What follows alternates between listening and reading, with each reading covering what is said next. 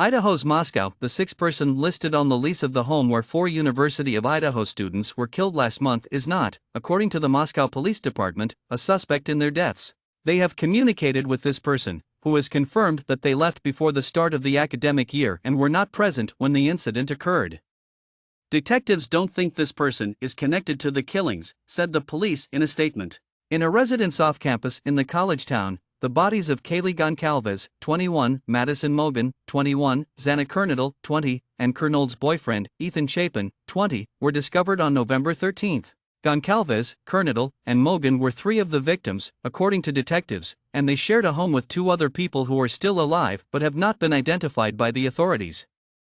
According to a Thursday update from the investigators, there was a 6th resident listed on the lease. Concerns about an incident that happened on November 13 at 3:01 a.m. at Taylor Avenue and Banfield were also handled by police on Friday. According to the police, there was an alcohol-related infraction that was dealt with on the spot by an officer. Police stated that this call had nothing to do with the murder investigations.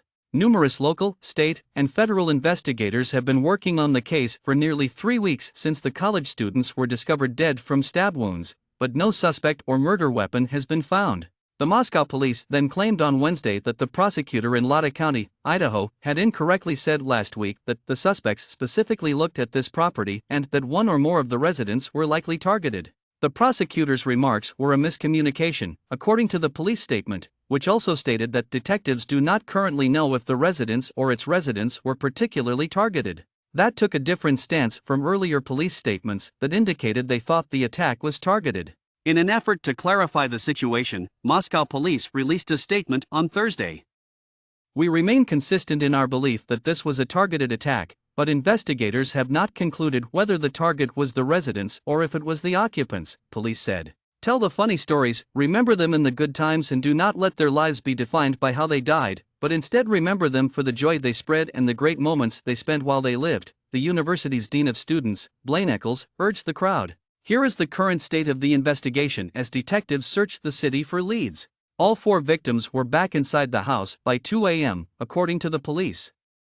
Before last week, detectives had previously stated that Goncalves and Mogen had left the house around 1:45 a.m., but they had changed the timeline to reflect that the 2 had actually visited a food truck and been transported home by a friend private gathering. The 2 surviving roommates in the house called friends to the house the following morning because they thought one of the victims on the 2nd floor had passed out and was not awakening, according to a press release from the police. At 11:58 in the morning, a phone belonging to one of the living roommates was used to dial 911 from the residence. 2 victims were discovered on the 2nd story and 2 victims were discovered on the 3rd floor when the police arrived.